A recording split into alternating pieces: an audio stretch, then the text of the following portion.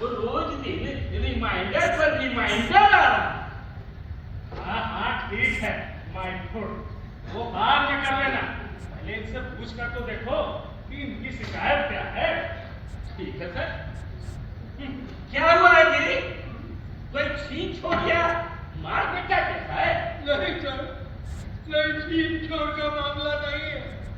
गांव का मुखिया का बेटा मेरी बेटी के साथ उसी का रिपोर्ट लिखवाने आए हैं। रिपोर्ट लिखवाने आए। मुखिया का बेटा? My foot, come here. गांव के इतने बड़े और भले आदमी के बच्चे के खिलाफ इतना बड़ा इल्जाम लगाते तुम्हें शर्म नहीं आती? My foot. ये इल्जाम नहीं है साहब, सच्ची बात कह रही हूँ। मुखिया जी का आवारा बेटा और उसके 3 संगतियों ने मिलकर ये काम किया है हुजूर। उनको सजा दीजिए हुजूर, उनको सजा दीजिए हुजूर।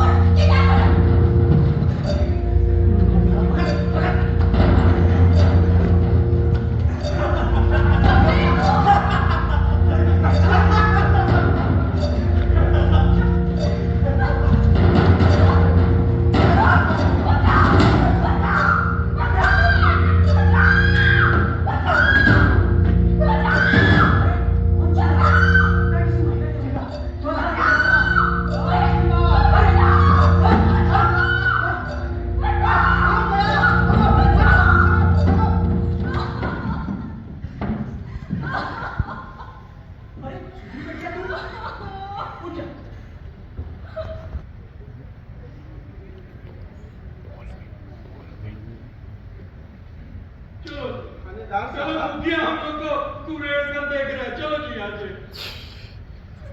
थानेदार साहब, एक उपाय बताइए। मुखिया जी, हमारी राय मानिए तो आप अपने उस लौटे को बंबई सरका दीजिए।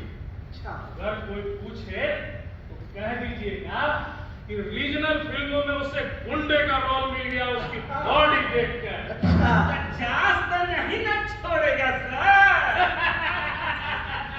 बिल्कुल सही टाइम पे आए वो। इसी बात पे लीजिए मुखिया जी, ये बनारसी पान चबाइए।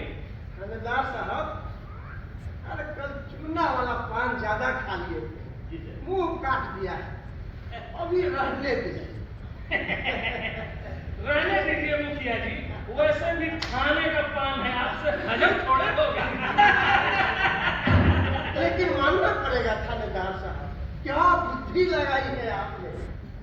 जो आपने सलाह दी है ठीक वैसा ही होगा, वैसा ही। थानेदार साहब, तो इसी खुशी में चलिए ग्रीन हाउस और मीट भात की पार्टी ड्रिंक्स के साथ, क्या ख्याल है? अरे हो जाए। भाई मुखिया जी, आपकी बात को कोई टाल सकता है भला? क्यों नाम से? और दार साहब को भी ले लीजिएगा। हाँ हाँ, क्यों नहीं।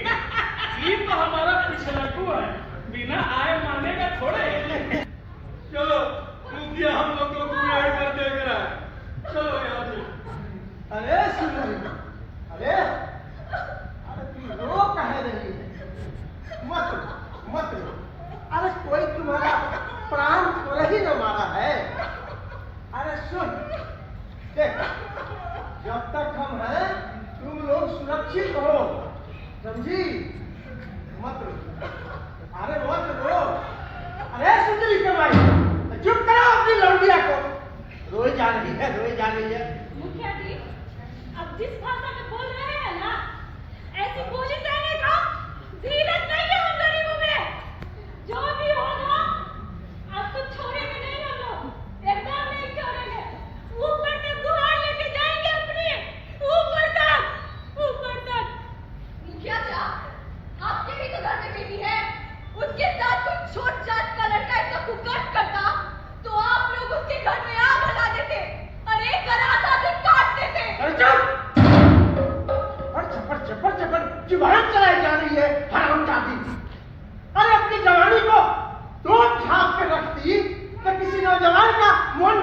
फिसलता।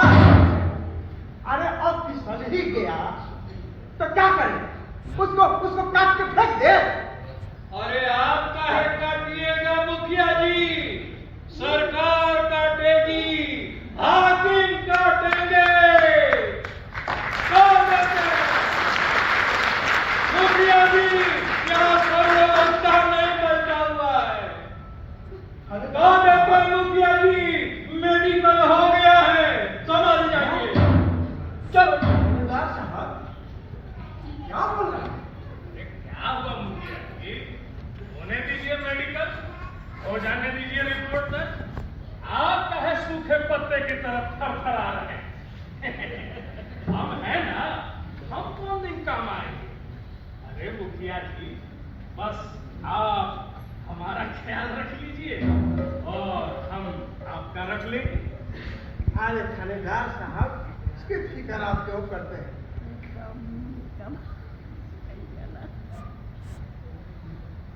सुन सुंदरी के माँ, देख अभी कुछ बिगड़ा नहीं है और यहाँ वहाँ दौड़ोगी तो इसका नाम खराब होगा। अभी थाना पुलिस करोगी तो समाज में बात फैल जाएगी, तो फिर कोई लड़का इसके साथ शादी करेगा? देख मेरी बात ठंडे दिमाग से सुन। देखो अपनी बिरादरी के किसी अच्छे लड़के को ढूंढकर इसका ब्याह करा दो और खर्चा पानी के लिए हम तुमको 25-50 हजार रुपए दे देंगे। अरे अभी कहेगी तो अभी दे देंगे, लेकिन सुन ये थाना पुलिस का इरादा दिमाग से निकाल दो, समझी? हे मुखिया जी, मेरी बेटी आपको खड़े हमेशा चाचा चाचा कहती रही, आपके बेटे को भैया भैया बुलाती रही। उसी का सिला दिया है ना आपने हम गरीबों को। मत बोल भाई, मत बोल। मुखिया जाके चुनाव में घूम घूम कर गीत गा गा कर अपने बिरादरी के भाई बहन का वोट दिलवाया था इनको। यही फायदा हुआ कि आज एक गरीब की बेटी की इज्जत के साथ खेलकर 50,000 का कीमत लगाया जा रहा है एक जनप्रतिनिधि के द्वारा। मैं कोई अंगूठा छाप नहीं हूं मुखिया जी, आखिरी दम तक छोड़ेंगे नहीं। आगे जो होगा देखा जाएगा।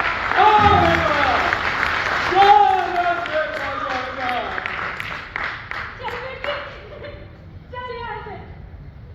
यहाँ हम गरीबों की सुनने वाला कोई नहीं है, कोई नहीं है, कोई नहीं है, कोई नहीं है, कोई नहीं है।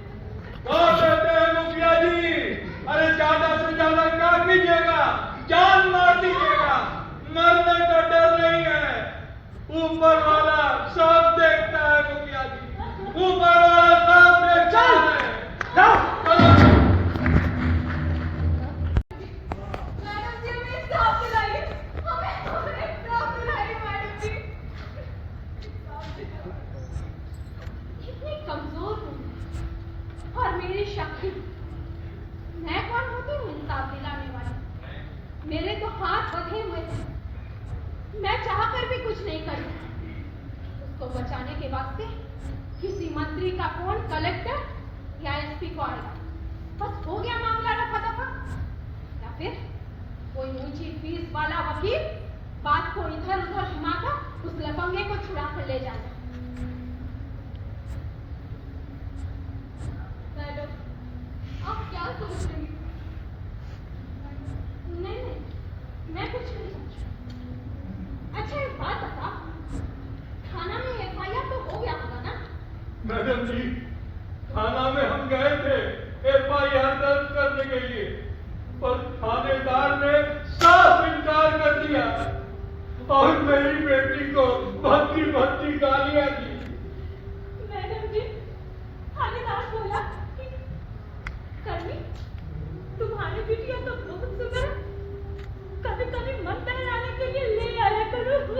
ऐसा बोला, ऐसा बोला। बेबस कर दिया है कानून के रखवालों ने, भ्रष्टाचारियों ने। अब आगे की शरण में आए हो मैडम, आगे की शरण में आए हो मैडम। मत रो कर्मी,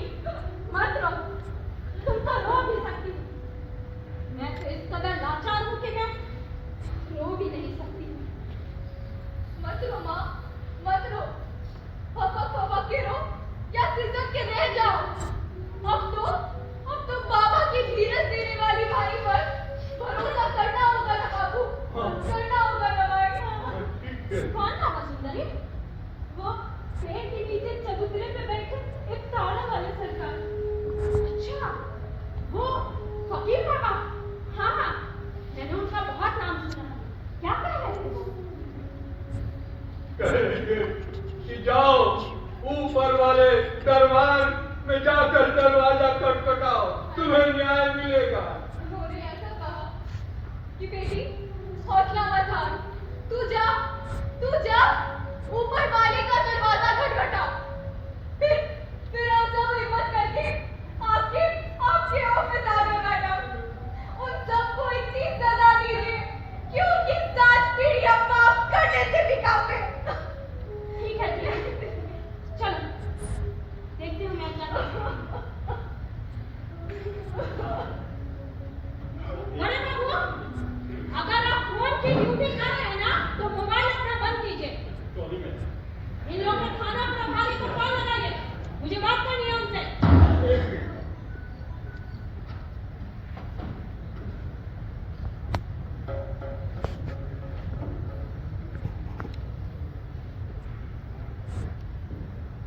घंटी जा रही है। ओके। Hello hello. हवलदार राम सिंह बोल रहे हो? हाँ जी सर।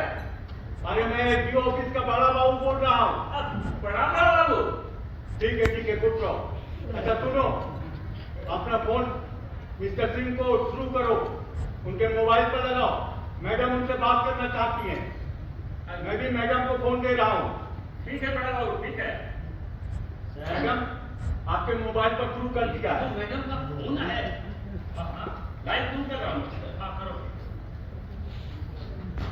मिस्टर सिंह, जय हिंद मैडम। मिस्टर सिंह, ये क्या चल रहा है आपके थाने में? शराब की बोतल, पान की गिलोरी, मैं आपको सस्पेंड करवा देती हूँ। आप आराम से पान की दुकान चलाइएगा। क्यों मैडम, मुझसे कोई अपराध हुआ क्या मैडम? यहाँ इलाके में तो काफी शांति है और गांव जवार में भी सब कुछ अच्छा चल रहा है। किसी साले की मजाल है जो मेरे रहते कोई कांड कर दे। Shut up! ज़बान संभाल कर बात करो। शांति है इलाके में। कान खोल कर सुन लो। पूरा डिटेल रिपोर्ट मेरे पास है, मुखिया और उसके बेटे के खिलाफ। नहीं मैडम, ये सब केस बकवास है, ऐसा कोई बात नहीं। चुप करो। मुखिया का बेटा तो कब का बंबई चला गया मैडम। मोबाइल का वॉइस रिकॉर्ड अवेलेबल है मेरे पास। तुमने भी उन लोगों को सलाह दी है ना कि गांव से बाहर चले जाओ। मुंह नहीं, पे मैडम। भेज दीजिए बेटा को। जब माहौल शांत हो जाएगा तब बुला लीजिएगा। हाँ? नहीं मैडम, ये सरासर बकवास की बात है। आपको अगर विश्वास नहीं तो हवलदार राम सिंह से पूछ लीजिए। हवलदार से क्या पूछना? तुम तो उसको पाल लाने के लिए बाहर भेज दिए थे। मेरा ऑर्डर सुन लो। मैं अभी सुंदरी की माँ को थाने भेज रही हूँ। अविलंब केस दर्ज करके 2 दिन के अंदर रिपोर्ट मेरे पास भेजो। और हाँ, याद रहे, मुखिया और उसका बेटा गांव से बाहर नहीं जाना चाहिए। जी मैडम, बिल्कुल ऐसा ही होगा मैडम। आप शिकायत करता सुंदरी की माँ और उसके पिता को यहाँ थाने भेज दीजिए। मैं रिपोर्ट दर्ज कर लेता हूँ मैडम, और आप जैसा बोलेंगे वैसा ही होगा। आइंदा से गलती नहीं होगी मैडम। ओके, ध्यान रहे। जी मैडम, जय मैडम। ये क्या कर रहे हैं बाबू? मेरे ख्याल से ये सब यहाँ करना ठीक नहीं होगा। मैडम जी की बात से लगता नहीं है कि उन्हें रुपए पैसे देना ठीक होगा। ये सब मत कर। तो चुप रह। हम लोग मैडम जी को खुश करेंगे, तभी से वो काम हमारा काम फिर से करेंगे। हाँ बेटा, जाते हैं मैडम जी को हाथ करने के लिए टेबल पर रख। सुंदरी बिटिया,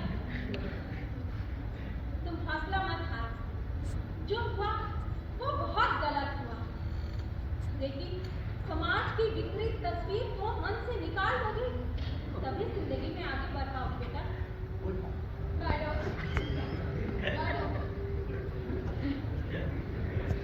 उस घटना को आज भी याद करके जी घबरा जाता है।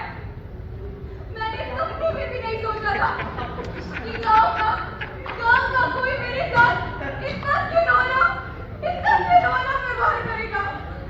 नीरज रखो बच्ची, तुम्हारा वासना भी तुम्हें आगे बढ़ने की ताकत देगा। कैसे धीरज करूं मैडम, कैसे धीरज करूं? बड़ी हिम्मत के साथ गई थी माँ बापू को लेकर थाने। डर रही थी कि थानेदार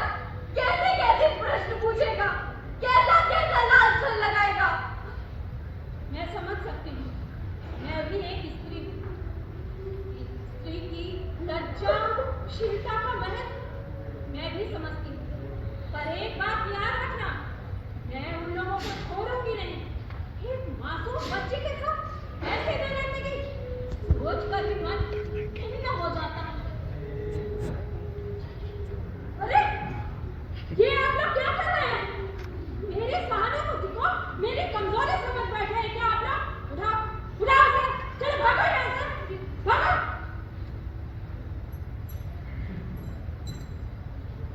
बाबूजी, इस अपराध के लिए मैडम से क्षमा मांगिए मैडम से। मैडम जी, गुस्सा मत होइए। बाल बच्चों के लिए मैंने आजकल के चलन के अनुसार बच्चों को मिठाई के लिए दिया था मैडम जी। आप गुस्सा मत होइए मैडम जी। ठीक है, घबराइए नहीं, मैं समझ सकती हूँ। आज के समाज के चलन को घूस के महत्व देते। आप लोग जानते हैं मेरी तनख्वाह कितनी है? 1 लाख रुपए महीने। 1 लाख में कितने जीरो होते हैं आप लोग समझ भी नहीं पाते। नहीं मैडम जी, समझ गई।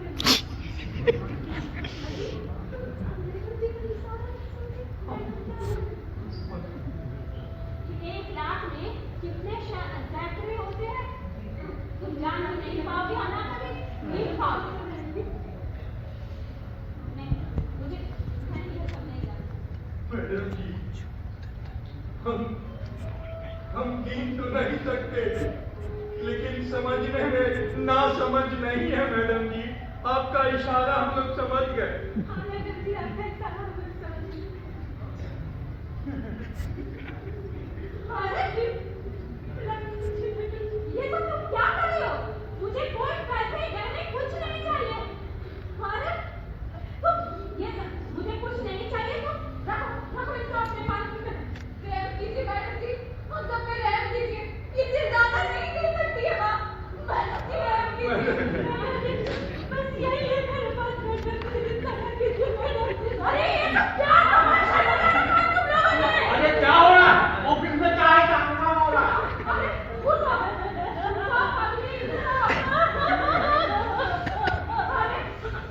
मेरी बात तुम समझ नहीं रही हो। मुझे पैसे गहने कुछ नहीं चाहिए। अरे ये तो मेरा कर्तव्य है, जिसके लिए सरकार मुझे हर महीने तनख्वाह देती है। मुझे घूस नहीं चाहिए, कुछ नहीं चाहिए मुझे। जाओ ना, तुम लोग का काम हो जाए तो मैं हूँ तुम लोग के साथ। मेरी सहानुभूति है। आओ इधर, इधर आओ, इधर आओ।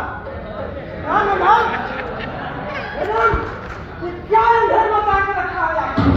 हाँ, औरत है तो कुछ भी कीजिएगा, और ये पक्षपात कीजिएगा।